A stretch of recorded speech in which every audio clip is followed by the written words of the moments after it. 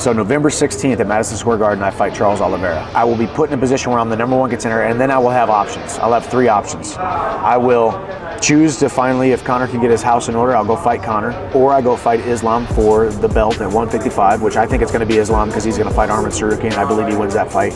Or I fight Max Holloway for the BMF belt. I believe I go out there and I finish Charles Oliveira, then I go beat Islam Makhachev or Conor McGregor after that, and those are my next 3 fights.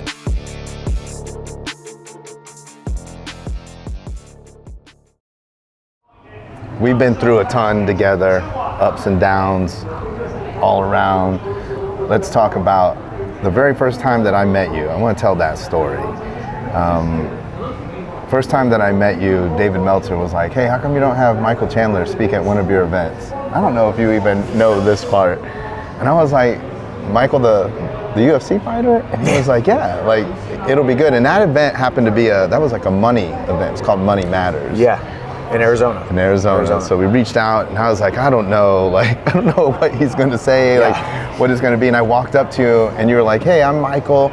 And I was like, hey, like, what do you want to talk about? And you said, I want to talk about how I went so many consecutive days without winning a fight and the mindset that you have to have, 1, to endure that, 2, to come back. And I don't know if you even know this because that's kind of my personality. I was just like, oh, you're gonna be fine. And I like literally just turned around and walked away. No, you have said that where you're like, oh, never mind, we're good. Okay, I'll see you up on stage. Because you were like, oh, I want to talk about what my next fight or so. I was like, but that did happen to be at a time when there was all, like the newness of Chandler versus McGregor, right? It was brand new because people first started Dana, talking like, about it. Announced it or something, so that people were hyped about that.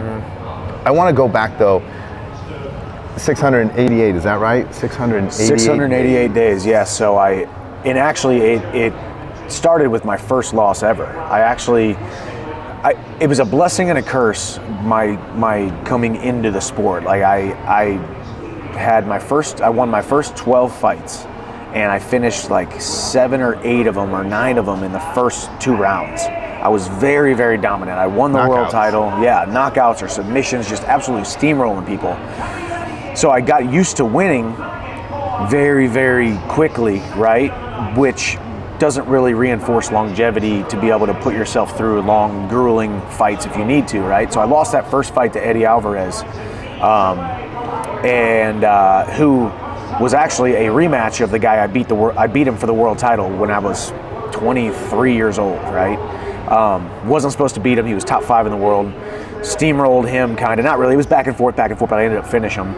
And then I lost to him. And then from that day on, I realized I really learned how to win, but I was not prepared to lose. I hadn't built myself up in my mind and my heart and my spirit. I hadn't become the man I needed to be able to handle the loss. And I just kind of crumbled mentally, immediately just forgot how good I was. I immediately started hiding from everybody. I was embarrassed. I was ashamed. Felt guilty, felt like I let everyone down, it's all little shades of normal feelings when you lose a fight, but it completely wrecked me. Then I lost my next fight after that and my next fight after that. So I lost 3 fights in a row, 688 days without winning a fight. And I had just promised Bree, my wife, that I was going to take care of her forever. We had just gotten married. You had just gotten married before the first fight? Before that first loss. Had just gotten married. Bang, lose. Yes. Lose. Yeah, so that was like our 3rd fight together since we started dating and been engaged and stuff. And the first 2 fights I just steamrolled dudes, and she's like, "Oh, this is great. My husband's awesome at fighting. He just knocked this guy out in 45 seconds." And then I lose that fight, and then we go through that really, really tough time. And but I needed that stretch to mold me into the man I am today, right? Because you can't take all the good and the highs without those lows, and you can't have the clarity of who you need to be if you aren't put through those really, really tough times. That's interesting. You wrestled. Yeah. Did you ever lose wrestling? Yes, but the great thing about wrestling, which is so different than mixed martial arts, is we would wrestle 40 times a year. So if I lost on a Wednesday to Iowa State, feel sorry for myself for a day, get back in the practice room, but then by Friday or Saturday, I only had to go 3 days until I got the opportunity to compete again and get back in the win column. Even if I lost a couple matches in a row, it could be 1 full week by the time I get into the win column. Whereas mixed martial arts, you could lose in January and not fight till June, July, August. So you have like 6 full months, 7 months between some of these fights. And what I realized is, since I had put so much pressure on myself, because I know I work hard, I know I do the right things, I'm disciplined, I live a champion lifestyle, but I was not prepared to lose in the sense that I put so much pressure on myself to be perfect, when really I just needed to focus on being successful. So it was like every sparring session, if I was sparring with the guy and I beat him for 4 minutes and 58 seconds, but he beat me for 2 seconds, or I couldn't get a takedown, or I got taken down, it sounds crazy because I deal with adversity well and I'm a very resilient human being, but it started to chip away at my resiliency because I focused so much on being perfect instead of being resiliently successful as a whole. So every day was an opportunity to either be perfect or be a loser, and it's like, well, I did good today, but I didn't do great and I wasn't perfect, so therefore it was a loss. And I just kept stacking all these losses every day, and I didn't really realize it because I was happy and I was positive, but subconsciously I was reinforcing it into myself, like, okay, well, today you weren't perfect, so therefore you didn't do enough. So it was a self-fulfilling prophecy where that first loss turned into 3 in a row, and then finally I got back on track and we came back to the top. 2 things that come to mind, deep things. One, recently we were with Ryan Stewman in Dallas, and I always am big on giving people credit that drop amazing nuggets of information. So I don't know if Ryan got this from someone else, but Ryan said, so I would say to you, if you go to thesaurus.com and you look up perfect, you will not find the words Michael Chandler right after that. You sure won't. Right? So it's like, and we're trying to be, like, they're not synonymous, and we're trying to be, you won't find leader, you won't find father, right? So it's like, if you're trying to be a father, you have to know, like, it's never going to be perfect. Those are not synonyms. They don't mean the same thing. The other thing is, and I want to know, like, my wife Lacey always talks about when things are good, the things that are bad still exist. You just don't see them because you're so focused on, we're winning, this is good. And there might be like these little things that they're not totally right, but we can overlook those because everything is working. Then as soon as you lose or things are not going your way, all of a sudden those things become evident. And then what happens is you spiral into everything's going wrong. Meanwhile, those things that you think everything is going wrong, they've been going wrong. They've been happening. You just overlooked them because you're on such a high. You were on a streak and you were winning. Did you find that was the case as well? Yeah, I think it was, whether it was, ignorance is bliss, or whether it was just ignoring them or whatnot. Like, I was having success, but I just didn't see any of the bad stuff that was about to happen, right? Or they didn't. Immediately you start focusing on the negative. You start becoming a negative finder instead of a good finder as soon as you have that first loss. And going back to what you said too, like the word perfect, right? We have guys that we look up to. I look up to you, a mentor, a friend, but you're not perfect, right? But it's so funny how we put other people on a pedestal. And that's why I love some of the people that we get to hang out with and all of our friends, the ones that really wear their heart on their sleeve, and they talk about their losses and they talk about their setbacks and they talk about their struggles. And we've had so many conversations, and it humanizes you, but it also unlocks something in me, which is I believe our duty to unlock to our viewers and our fans and our followers, to say, hey, you might think that I'm awesome you want to be like me in a lot of ways, but I promise you I am not perfect, and I struggle with this, and I've cried about that, and this was the hardest time of my life. It's so important to be so authentic, because when you put on this, or when you break down the barrier to what they think is perfect, or that there's something to strive toward, so it's so important to wear your losses on your sleeve, right? And unlock in other people that, hey, perfection is not the goal. Because if perfection is the goal, it's only going to lead to pain. And I promise you, I'm not trying to be perfect. I'm just trying to be the best Michael Chandler I can be, and I will fail every single day, and I'm going to keep on failing forward. Okay, so get back on the win streak. Are you still in Strikeforce at that point? That was Bellator. Oh, Bellator. I'm sorry, Bellator. Yeah. In Bellator, kind of get your groove back. Do you go on a win streak there? I went on a win streak. Won a couple fights in a row, won the title back. And then how do you protect yourself there? Win the title back, on top again. Are you constantly thinking like, this could turn back the other way? Or do you just kind of compartmentalize that and it's gone. I think it was part compartmentalization, but it was also growth and maturation. I think okay about yeah. it. So, well, I also made a promise to myself once I went through that, and I realized, okay, I had some chinks in my armor mentally and spiritually, not really physically. You know, Yeah. I could train harder than anyone else. I'm durable. I am athletic. I am strong. I'm a dangerous human being, but I was a very dangerous shell of the man that I'm supposed to be because I hadn't built up my mind and my spirit and really gained that resilience through the mindset training. So I use that as something I always looked to, and I still look to it today, of reminding myself of who I was during that time, and I never want to go back there. So it's my duty every day to work just as hard on my mental as the physical. So I was never really worried too much more about it falling apart again because I think I had done the work. Even my third loss, I had done a ton of work leading up to that fight, and I was built into the man that I needed to be.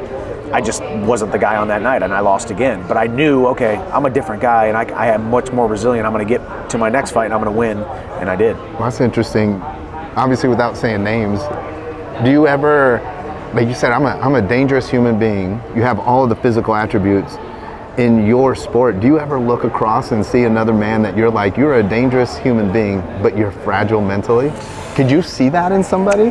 Could someone see it in you? In that 3-fight streak? Do you think they looked at you and they're like, I think we do a really good job as athletes of probably masking it and talking. I mean, and that's why the sport of mixed martial arts, like a lot of guys talk the same. They talk very braggadociously and very, very self-confidently, right? And that's why talking to themselves. Yes, because they're trying to talk themselves into it, and it is very important because the most important thing is, I mean, the best guy in the cage that night doesn't always win. The most skilled guy doesn't always win, but the man who believes in himself more is the man who usually wins, right?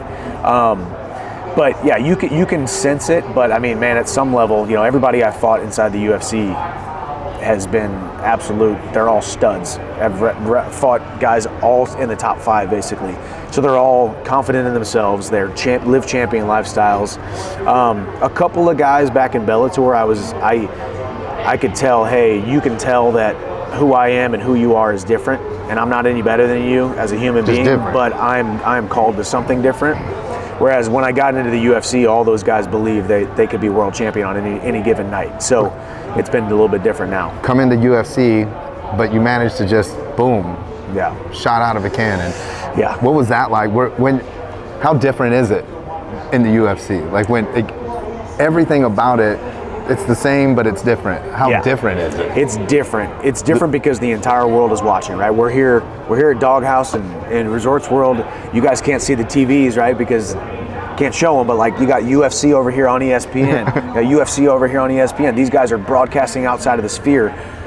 The world loves mixed martial arts, but more specifically, they love UFC and what UFC has built. They got the best guys in the world, crazy media coverage, crazy just the energy around every single one of these big events. And I knew that, and I knew I was biding my time until it was time to go to the UFC. And I sat here in Las Vegas, Nevada, a couple miles down the road in Hunter Campbell's office, and I sat down with him and I said, Hunter, I want to be a good thing for your organization, and I want to fight the best guys right away. And he said, all right. They asked Dustin Poirier right away. He said no. They asked Tony Ferguson right away. He said no. And I don't fault them for that. I was a new guy coming in. But then Dan Hooker said yes. He's the number 5 guy in the world. He had just went 25 minutes with Dustin Poirier. I knock him out in 2.5 minutes, do a backflip off the cage, rip a sick promo. And that night I kind of stole the show, and coincidentally, Conor McGregor versus Dustin Poirier was the main event. I was the co-main event, and I kind of stole the show that night more than anybody. So that was my introduction. Next fight, I fight Charles Oliveira for the lightweight title. I lose that fight. Next fight, I fight Justin Gaethje, fight of the year at Madison Square Garden. I lose that one, but still won. You know, like even in every single one of my losses, I've still won because I won over the fans.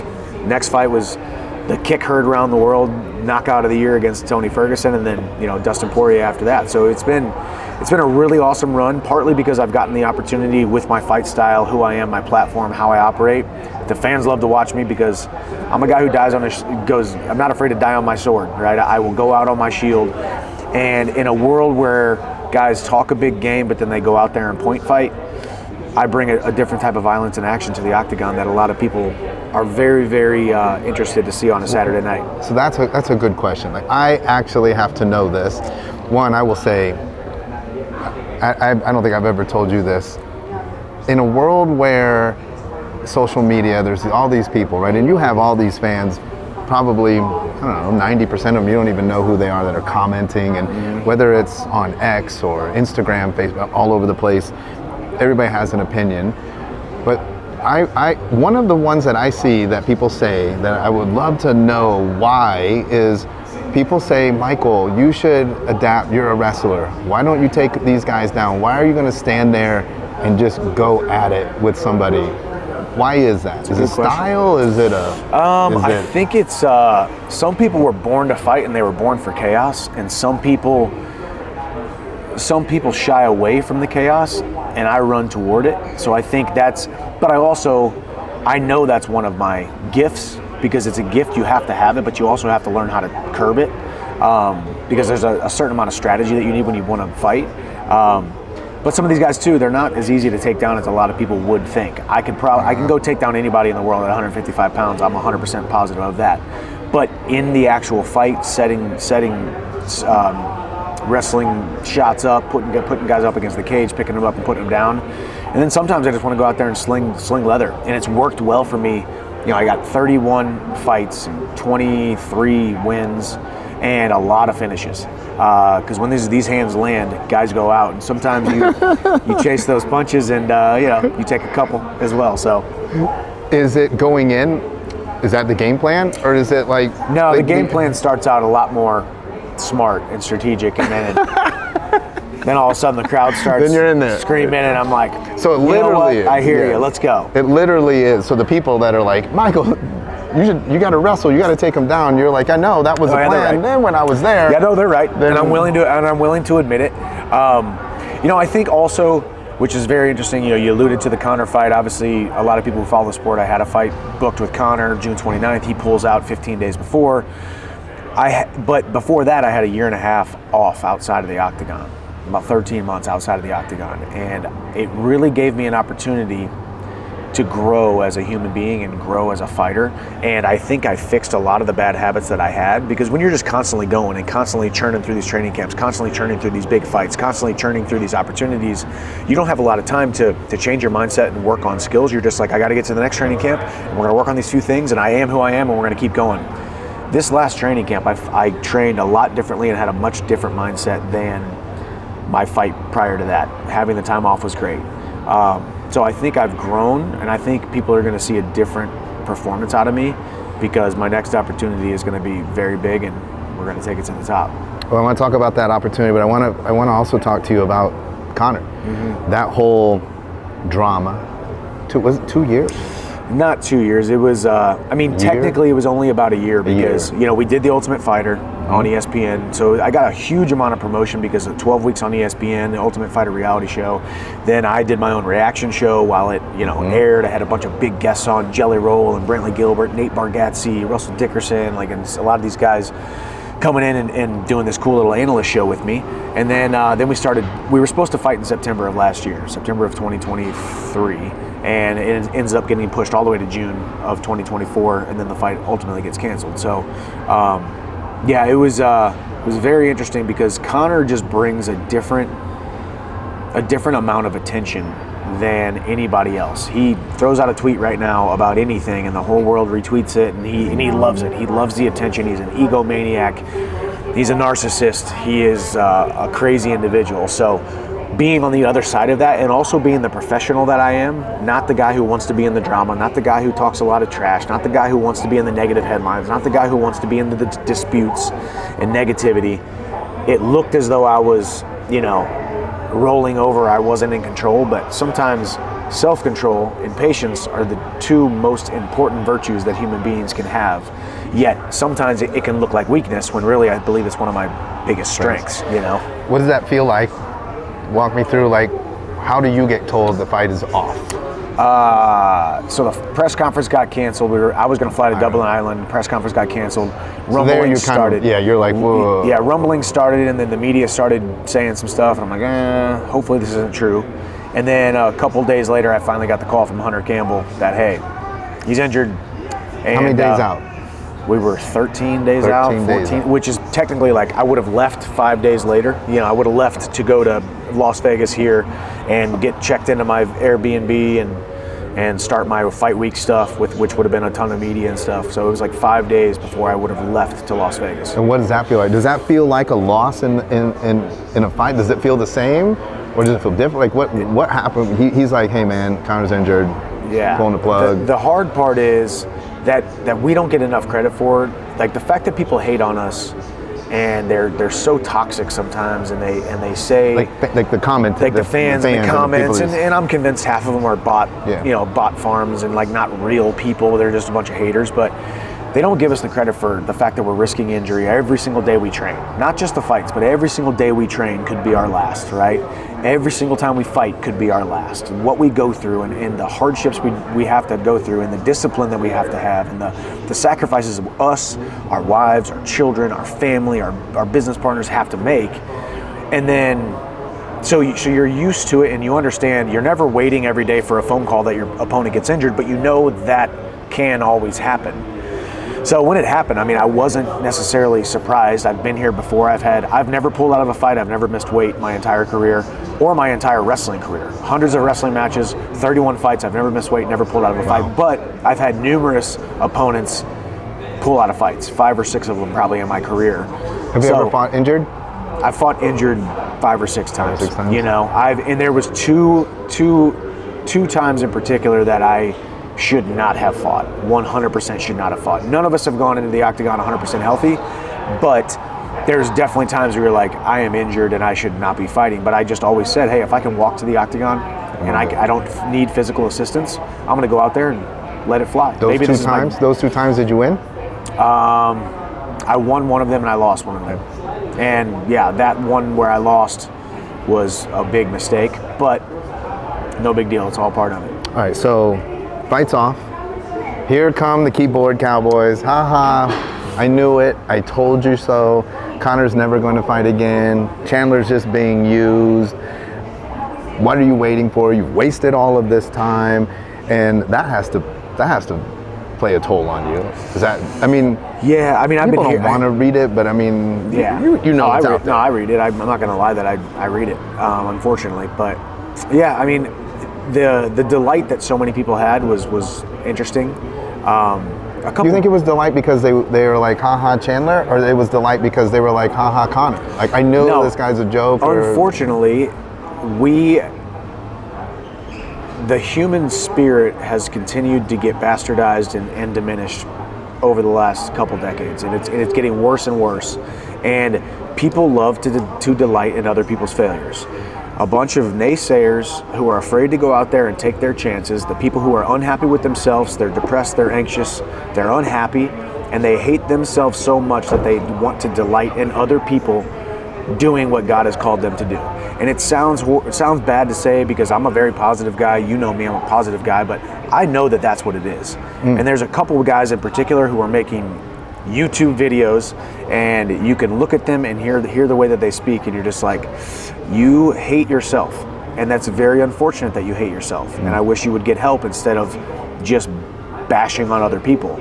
And some of these guys, who I would not mention by name because they don't deserve to be mentioned, have spoken about my family, spread lies about my family, about my adopted sons, about lies about my family. You know, it's just like, so I understand that the tallest nail always gets hammered. And when you act a certain way, you speak a certain way, you look a certain way, you are a certain way, and you have something that other people desire in themselves, that you're ultimately going to get hated on, because whether it's jealousy, whether it's discontentment, and you just got to accept it, but also never acknowledge it, because then you just play into that toxicity.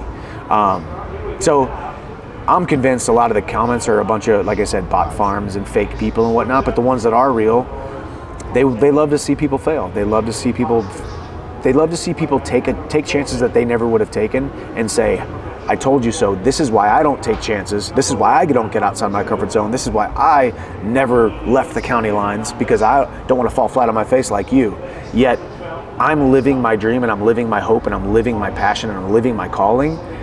So I know the setbacks are only going to lead me to the comebacks, and they're just the coiling of the spring to the greatest opportunities of my life. And So that's the way I've taken it. And now when my next fight gets announced and people watch and see all these things, there's going to be the comments, but I know I'm running my own race with blinders on, and I'm enjoying every moment of it. Well, by the time we drop this, next fight will be announced. Next fight will be announced. Let's talk, before we talk about that, let's talk about then that journey. So fight is off. Here we go again. Kick the can down and like, how long can we play this game with another man who doesn't seem to be that interested in fighting, who seems to enjoy, which, I mean, again, I don't have a judgment on that. I love you, but I can't judge Conor because he's a marketing machine. You know, maybe he never intended to fight, who knows? He's doing his thing. How do you then say, look, I got to do what's best for me? I think right away it's like, okay, injured, pulling out of the fight, what's the timeline? Immediately the timeline didn't look that far away, so we're like, okay, this sounds good. Me and Conor, pinky toe. Me and Conor will get booked in August, September, October, whatever, maybe November. But then it became abundantly clear that he was not getting booked anytime soon, and rightfully so. The UFC cannot trust him. You can't go through these big fight promotion, months of marketing and months of spending millions of dollars on this fight, and all of a sudden you got one guy. Pinky finger. Yeah, you got one guy who's a sure thing. His name's Michael Chandler from Nashville, Tennessee, and then you got another guy who's a wild card. So I was somewhat the victim of like, well, I'm stuck. I'm in this fight with this guy, but this guy's a wild card, and they're saying, hey man, we can't book this fight with this guy because we don't trust him. He's not a real fighter anymore. He's not committed to it anymore. Until he shows us that he's committed, we're not going to book it. And I said, okay, I'm not waiting forever. And I understand that I'm going to make a decision that all the fighters in the world who have, made fun of me for waiting or said I was Conor's little whipping boy and all these other things, they know for a fact if their name was signed to a fight with Conor McGregor, they would wait for the next 5 years. And I'm making a decision right now to pivot and fight somebody else, because I'm going to go bet on myself and make the fight with Conor even bigger, or get the opportunity to go fight for the title in 2025. So we started talking about options, and they threw out some options, and we accepted. Before we go to that, one more thing. You have to, all great people, you have to have mentally rehearsed the fight with Conor. You've played it out in your mind. And whether we see it immediately or Conor never fights again, tell us what would have happened in June. I think I would have right away gotten into his face, and we would have met in the center of the octagon. Bell rings, you're coming out pressure. Yes, and him too. He likes to start out fast because he knows he doesn't have a gas tank, and he doesn't believe in himself to be able to go a long Crowd fight. Goes crazy. Yeah, so he wants to come out and try to knock me out right away, or it's over, because I would eventually just start steamrolling him. But I would immediately make him second guess himself within the first round. That was the thing. You felt like if he could feel a Michael Chandler, if he could feel your hands, because it's different. My speed is different, my violence is different, and my pressure is different. Then he has to go to whatever game plan B that he may have had or didn't have, and so now he's just scrambling. Yeah, and I believe by the end of the first round, he would have second guessed himself so much that by the time we walked out to the second, he'd be ready to find the exit sign, and I'd finish him via TKO or choke him. You had in your head second round finish. Second round KO. Wow. Is what I thought. Wow. Crazy. Place goes crazy. If that would have happened, then what? Now you've got everyone's attention. Yeah, I wouldn't have said that I deserved the title shot, but I definitely would have been in a position to go fight Islam Makhachev for the title at 155. So we're not jumping straight to Makhachev. So what are we going to do? So November 16th at Madison Square Garden, I fight Charles Oliveira, and it is the number one contender fight. So now we're going to be put in a position where I get to right or wrong. I've already lost to Charles Oliveira, so it's a rematch. I will be put in a position where I'm the number one contender, and then I will have options. I'll have 3 options. I will choose to finally, if Conor can get his house in order, I'll go fight Conor, or I go fight Islam for the belt at 155, which I think it's going to be Islam because he's going to fight Arman Tsarukyan, and I believe he wins that fight.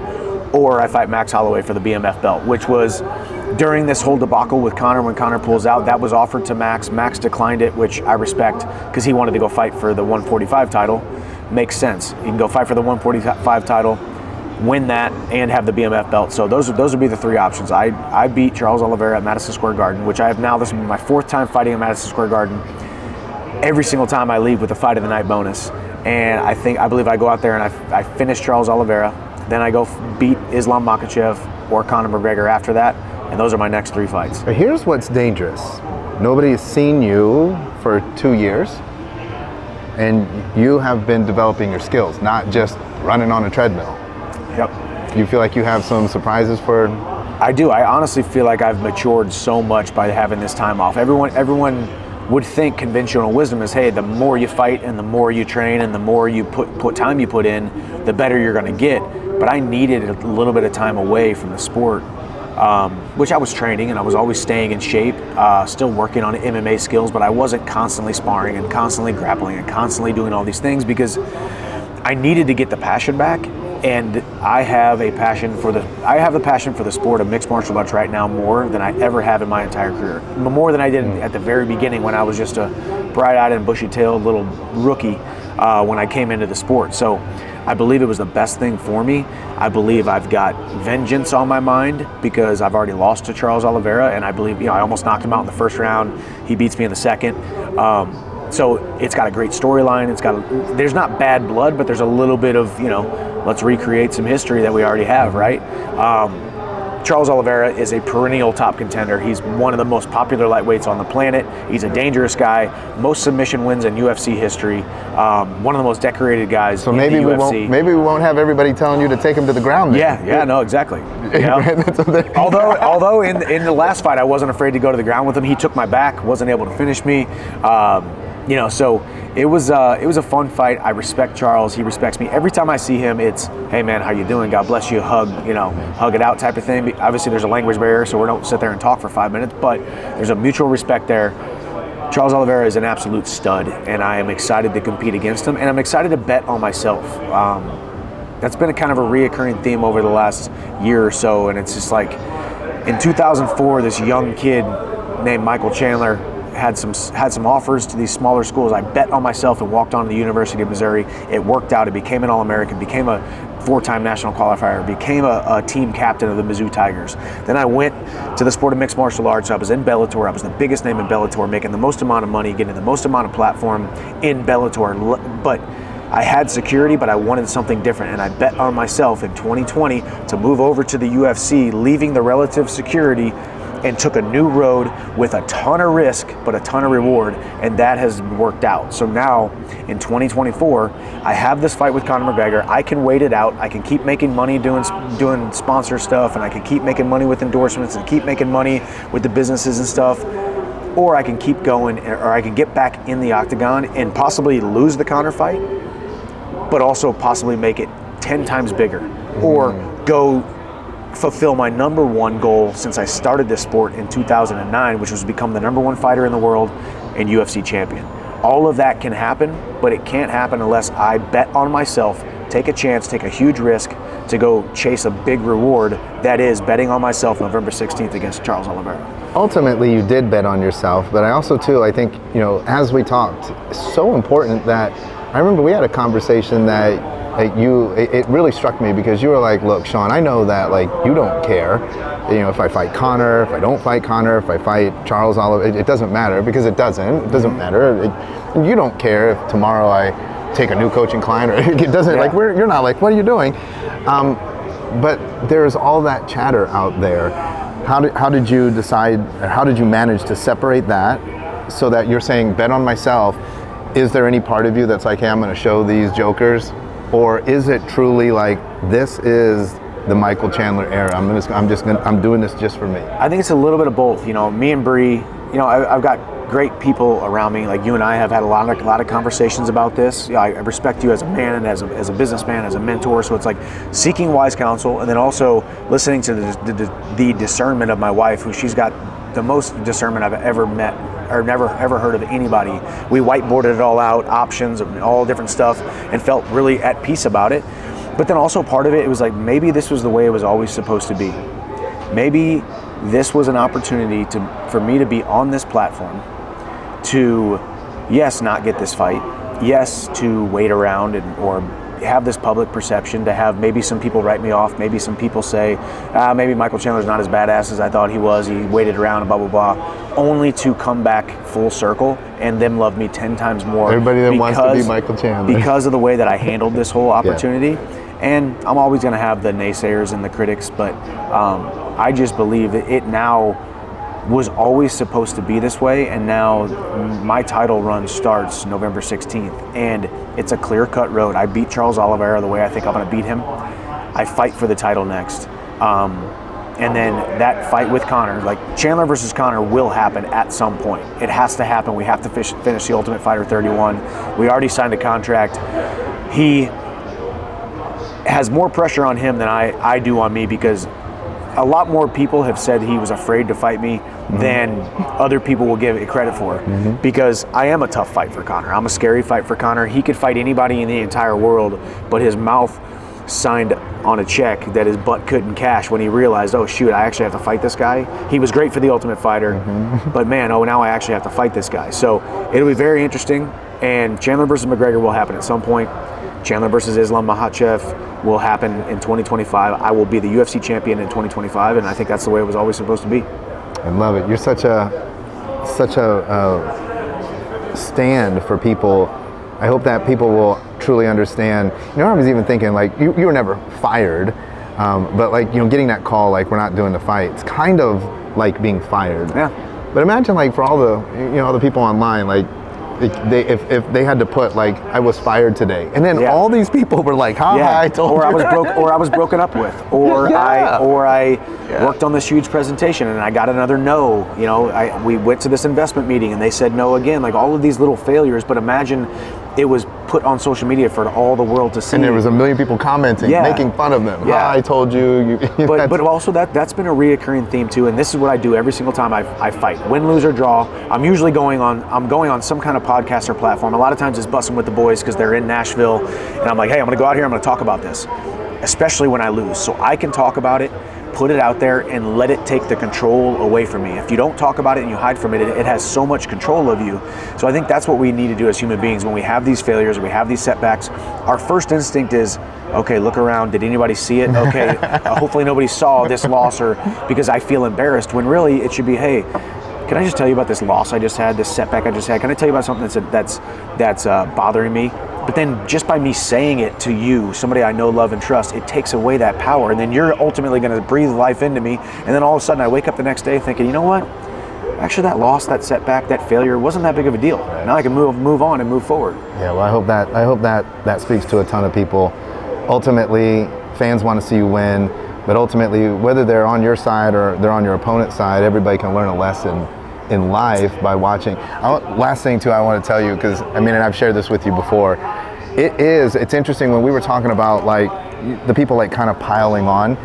It is very different. I experienced this it's very different when you don't know the individuals. We're in Las Vegas, we're going to go to UFC at the Sphere. I'm going to watch a bunch of people that I don't know. Someone will win, someone will lose, and then I'll be like, oh, hey, that was a good fight, entertaining, done. When you fight, win or lose, like, I'm personally invested. I can only imagine Bree and what that must feel like, because in your last fight with Dustin, there were 2 more fights that happened that were actually spectacular fights that I don't even remember happening, because I was like, I was like frozen in the Matrix. I was like, whoa. And so it is like that. Like, if you watch a good friend go through a breakup, go through a divorce, you watch a good friend lose their job, it hits you differently, right? You're like, man, you feel like you are a part of that. Even, you know, thank goodness I've never been punched in the face, but you feel like you are part of it, right? You're like, man, and that's part of it too, that I think that the people that are just chiming in on the internet, they've all experienced a friend, a family member go through something. And we forget that Michael is somebody's husband, Michael is somebody's father, Michael is somebody's friend. Michael is a human being. And is a human being. And so I hope that people will, 1, learn that lesson. 2, I hope that as people get to know you as a human being, that they decide to become super fans of Michael Chandler. 3, I hope that they show up, at least they buy the pay-per-view or show up in Madison Square Garden. I know that I've been talking with some people, maybe putting together a mastermind, doing like a resiliency event, bringing a resiliency army to Madison Square Garden to cheer you on. I think that would be super cool. Let's go, baby. I appreciate you sitting down and chatting. Thank you for having me. Awesome.